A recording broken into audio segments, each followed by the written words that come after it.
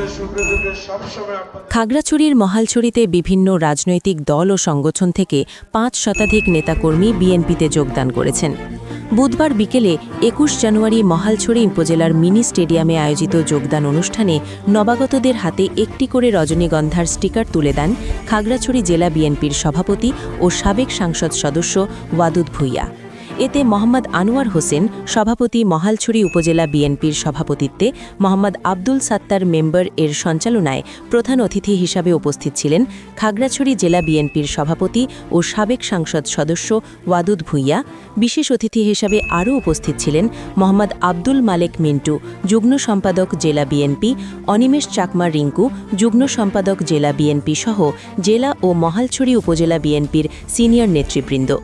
এ সময় ওয়াদুদ ভূঁইয়া বলেন, বর্তমান দুঃশাসন ও জনগণের ভোটাধিকার হরণের বিরুদ্ধে ঐক্যবদ্ধ আন্দোলন, গণতন্ত্র প্রতিষ্ঠা গড়ে তুলতে বিএনপি একমাত্র বিকল্প শক্তি। দেশের মানুষ আজ পরিবর্তন চায়, সেই পরিবর্তনের নেতৃত্ব দেবে বিএনপি। তিনি আরও বলেন, নতুন করে যারা বিএনপিতে যোগ দিয়েছেন তারা গণতন্ত্র পুনরুদ্ধারের ও আগামীতে বিএনপি সরকার গঠনের গুরুত্বপূর্ণ ভূমিকা রাখবেন। যোগদানকারীরা জানান, বিগত ২০০১ থেকে ২০০৬ সালে পার্বত্য চট্টগ্রামে যে উন্নয়ন হয়েছে আর কখনো এ ধরনের উন্নয়ন হয়নি।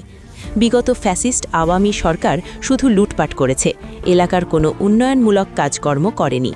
বর্তমান সরকারের ব্যর্থতা, দ্রব্যমূল্যের ঊর্ধ্বগতি ও গণতান্ত্রিক অধিকার সংকুচিত হওয়ার প্রতিবাদে তারা বিএনপির আদর্শে অনুপ্রাণিত হয়ে দলে যোগ দিয়েছেন। অনুষ্ঠানে উপস্থিত ছিলেন মহালছড়ি উপজেলা বিএনপি ও অঙ্গ সংগঠনের নেতৃবৃন্দ। যোগদান অনুষ্ঠানকে ঘিরে এলাকায় ব্যাপক উৎসাহ উদ্দীপনা দেখা যায়। Desk news, Kalchakra 24।